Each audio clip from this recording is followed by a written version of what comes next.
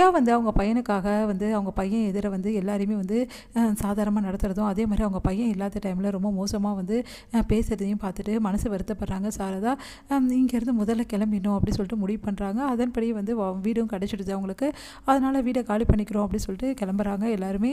அதுக்கு அடுத்து வந்து ஜெயா நிம்மதி அடைகிறாங்க. அப்பா எவ்வளோ பெரிய கும்பல் வந்து ஒருத்தவங்க வீட்டில் உட்காந்துருக்குது, இவங்களெல்லாம் இங்கே யார் கூப்பிடுறது அப்படின்னு சொல்லிட்டு செமையாக டென்ஷன் ஆகிடுறாங்க. அடுத்து வந்து ஓடி ஓடி போயிட்டு வேலை செய்கிறாரு நம்ம நிவின். அதை பார்த்துட்டு ஜெயா செமையாக டென்ஷன் ஆகிறாங்க. மாமியார் வீட்டுக்கு எப்படி வேலை செய்கிறான் பார்த்தியா, இவன் மாதிரி இளிச்சவாய் மாப்பிள்ளை கிடச்சா எல்லாம் இப்படி தான் பண்ணுவாங்க, இது கூட இவனுக்கு தெரிய மாட்டேங்குது, நான் என்ன பண்ணுறது அப்படின்னு சொல்லிட்டு வந்துக்கிறாங்க. அடுத்து வந்து இங்கே சாமான்லாம் வந்து இற கட்டி அழகாக வந்து ரெடி பண்ணுறாங்க. புது வீட்டில் பாலும் காய்ச்சுறாங்க. எல்லாருமே சந்தோஷமாக பேசிகிட்டு இருக்காங்க. நல்ல காலம், நம்ம இந்த வீட்டுக்கு வந்துட்டோம், இப்போ தான் நிம்மதியாக இருக்குது, இப்போ தானே எனக்கு உயிரே வந்தது, சந்தோஷமாக இருக்குது, அங்கே இருக்கும்போது நிம்மதியே இல்லை எனக்கு அப்படின்னு சொல்லிட்டு புலம்பிட்டு இருக்காங்க சாரதா.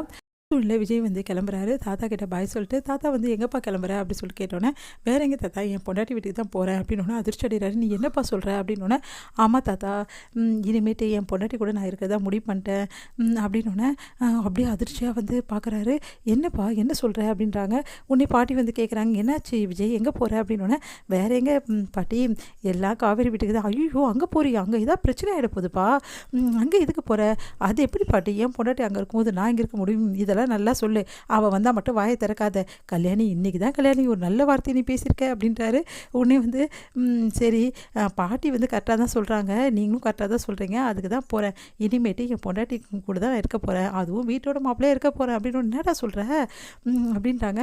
எல்லாம் கொஞ்சம் நாளைக்கு தான் பாட்டி, அதுக்கப்புறம் நம்ம வீட்டுக்கு வந்துடலாம் அப்படின்னோடனே, என்ன பாட்டி இப்படி பேசிகிட்டு இருக்க, வெளில பொண்ணு என்ன பண்ணுறது, அவளை தான் நீங்கள் இருக்கீங்களா பார்த்துக்கிறதுக்கு, நீங்கள் எல்லோரும் பார்த்துக்க, நான் கிளம்புறேன் அப்படி சொல்லிட்டு கிளம்புறாரு. இப்போ தான் ஒரு நல்ல முடிவுக்கு எடுத்திருக்கான் கல்யாணி, அவனை வீடு அவன் போயிட்டு வரட்டும் அப்படின்னு.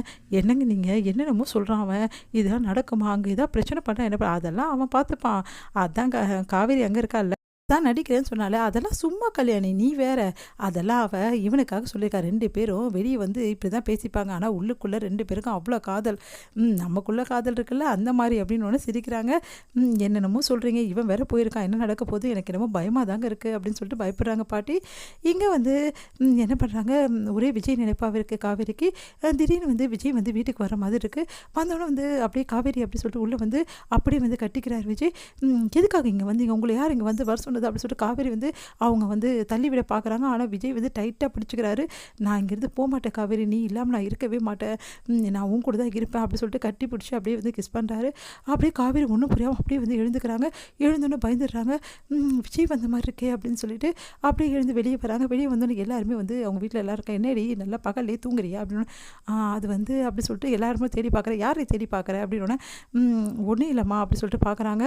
பார்த்தா வந்து ஒன்றும் புரியாமல் யோசிச்சுட்டே இருக்கேன். விஜய் வந்தார், ஏன் என்னை பார்க்க வந்தார், இப்போ காணுமே அப்படி சொல்லிட்டு யோசிச்சிடுச்சேன், நான் ஏன் தான் இப்படிலாம் நினைக்கிறேனோ, அவரை பற்றி நினைக்கக்கூடாதுன்னு நினச்சா கூட ஏன் எனக்கு இப்படிலாம் கனவு வருது, நான் ஏன் தான் இப்படி ஆகிட்டனோ தெரில, என்னை நினச்சா எனக்கு அசிங்கமாக இருக்குது, காவேரி ஏன்டி இப்படி இருக்க அப்படி சொல்லிட்டு டென்ஷனாக வராங்க. பார்த்தா காலிங் பெல் யாரோ அடுத்துறாங்க, யார் பாரு அப்படின்னு விஜய் வந்து வாசலில் நிற்கிறார். அப்படியே அதிர்ச்சி அடைகிறாங்க. ஐயோ நம்ம நினச்ச மாதிரி விஜய் வந்து வாசலில் நிற்கிறாரு, ஒன்றும் புரியல காவேரிக்கு, யாருடி அப்படின்னு சொல்லிட்டு எல்லாரும் ஓடி வந்து பார்க்குறாங்க. விஜயை பார்த்து எல்லாம் அதிர்ச்சி அடைகிறாங்க. ஹாய் பொண்டாட்டி அப்படின்றாரு. அதை பார்த்துட்டு ஒன்றும் புரியாமல் அப்படியே அதிர்ச்சியே நிற்கிறாங்க காவேரி. என்ன நான் வந்து ஒன்று இவ்வளோ அதிர்ச்சி ஆகிட்டேன், உனக்கு தான் நான் மெசேஜ் அனுப்பிச்சிருந்தேன்ல வருவேன்னு சொல்லிட்டு அப்படின்னு அப்படியே பார்க்குறாங்க.